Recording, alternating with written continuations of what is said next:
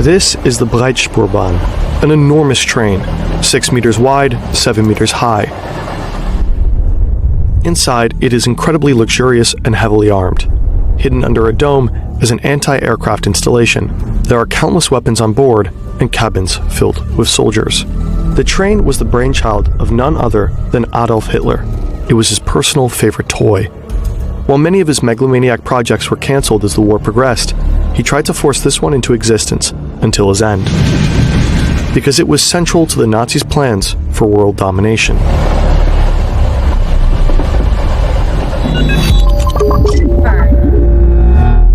Hitler was well known for his insane infrastructure projects. The German stadium was to be built in Nuremberg alongside the Congress Hall and the Zeppelin Field, with space for 400,000 people. It would have been the largest arena in the world. The Elbe High Bridge in Hamburg would have dwarfed the Golden Gate Bridge. These and many other projects were scrapped when the Nazis started losing World War II, but the Breitspurbahn was different. It was considered one of Hitler's favorite projects. In 1941, it was given top priority. Hitler personally demanded that all forces necessary be deployed to realize it. Although steel was already extremely scarce at the time, his project was granted 84,000 tons. We actually found the original plans for Hitler's monster train. The German historian Anton Joachim Stahler collected from several archives and published them in this book. Although the entire German industry was geared towards warfare, the Nazi leadership commissioned the same companies to develop the Breitspurbahn. Over 100 designs for locomotives and wagons were submitted. The distance between rails is called the track gauge. Even back then, the standard gauge of 1,435 millimeters was already widespread all over the world, with small deviations in some countries. Hitler originally wanted a 4-meter wide gauge for his train. After a lot of back and forth, he was finally persuaded to settle for 3 meters. The train itself was massive too, 6 meters wide and 7 meters tall. The length was up to 420 meters for the passenger trains and over a kilometer for freight traffic. A double-decker, as demanded by the Führer. Today's trains almost seem puny in comparison. Inside, the Breitspurbahn was supposed to be packed with luxury. The first class was located on the upper deck for better views. Here you had the most space, a lush interior with coat racks and comfy armrests. Directly below, usually on the lower deck, was the second class. Still spacious, the third class was a bit narrower. Additionally, there were countless communal areas. You could sip wine, smoke, and lounge on sofas in a bar. Similar setups, just without the bar, were found in a reading and socializing area. The planned dining car was particularly impressive. In the drafts, it was paneled with natural wood, adorned with gold and had chandeliers hanging from the ceiling. It was supposed to be the only single-decker car, with ceilings so high you wouldn't feel like you were on a train. Besides this main hall, there were additional restaurants and breakfast rooms planned. The train was also to feature a cinema for almost 200 people. A smaller stage should host lectures and performances. The train was meant to travel far, so the plans included sleeping cars. In first class, after a spacious reception area, wealthy Nazis would find roomy sleeping compartments, with sofas, armchairs, a vanity table, and a large window with an outside view. The first class rooms were also supposed to have their own toilet, sink, and shower.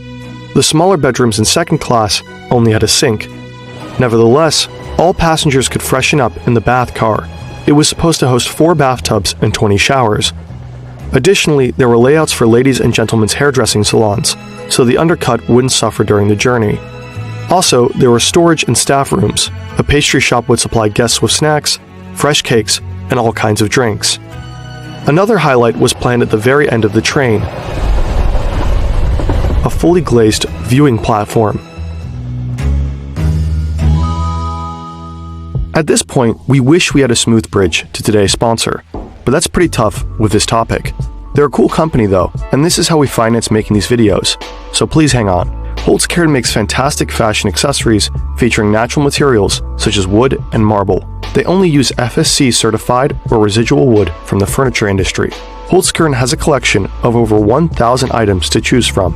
This watch, for example, is made from walnut wood and marble. This ring features maple wood, and this rose gold necklace has a moonstone embedded. Their build quality is great, and due to the natural components, every piece is unique. Through the link in the description below and with the code FERN, you can get an exclusive discount of 15% on your first order. Thanks to free express shipping, it will be with you within 2 to 5 days. There is a 24-day money-back guarantee, so feel free to try out Holzkern. While the planned first and second class carriages could only accommodate about 200 passengers, there were more than twice as many seats in third class. They could have easily fit over 500 seats in third class, but with the Breitspurbahn, they wanted to ensure a comfortable journey for everyone. Well, not everyone. These are designs for the so-called Eastern worker carriages. There were no seats, only benches for 8 travelers per compartment. These work slaves were supposed to sit on the benches during the day and sleep on them at night. This provided space for a total of 480 work slaves. They did not have access to the rest of the train. Their food was supposed to be cooked in a large kitchen next door, pushed through the train in buckets, and then distributed at a canteen. Let's zoom out at this point. What did Hitler aim to achieve with the Breitspurbahn? Why did he prioritize it so much? On March 24, 1942, Hitler had lunch with his state secretary Hermann Esser and the architect Hermann Giesler in Munich.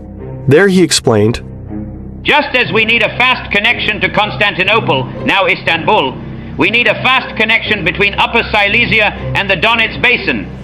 We need trains that can travel at 200 kilometers per hour.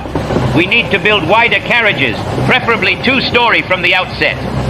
The upper floor in particular must offer a good view. It must also be possible to use the tracks for double-track freight traffic. Only in this way will it be possible to develop the eastern region, especially economically, in line with our plans. Even if the implementation of this railroad program naturally involves a wealth of difficulties, we must not let this deter us." The Breitspurbahn was key in Hitler's plans to conquer the world. He aimed to replace maritime shipping with trains.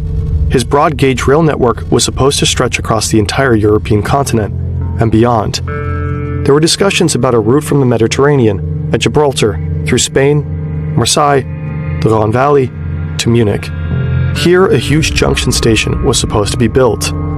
From there, it would head south to Rome, or eastward through Vienna to Budapest, Belgrade, Bucharest, and then to Istanbul. Another route was supposed to run from Brest through Paris, the Ruhr area, to Berlin. From the German capital, Breitspur trains should have gone through Poland and Belarus directly to Moscow. There were plans to extend the Breitspurbahn through Iran into Iraq, targeting the rich oil reserves there. There were ideas to build a railway all the way to Vladivostok on the Sea of Japan. Another line was supposed to reach British-occupied India. The Breitspurbahn was not only planned for passengers, but also for freight transport. Hitler wanted to supply his Reich with raw materials and natural ships. Ultimately, the train was never built. After the war, some plans were taken to the Soviet Union. Files on the planned routes to France are said to be in Paris. They were not published and apparently not pursued further. That's not surprising. From the beginning, many experts of the German rail company were convinced that most of the Breitspurbahn's areas of operation could also be covered by standard gauge trains. But of course, nobody dared to seriously contradict the Führer and talk shit about his toy. Like so many of Hitler's projects, the Breitspurbahn was a gigantic, embarrassing show of megalomania. The leading Nazi architect Albert Speer said later, "The more monumental and oversized in scale, the more enthusiastic Hitler would be about a project." The Breitspurbahn powerfully illustrates the extent of Hitler's conquest plans. The fact that he pursued such a bizarre project until the last days of the war shows how limitless his greed and madness truly were.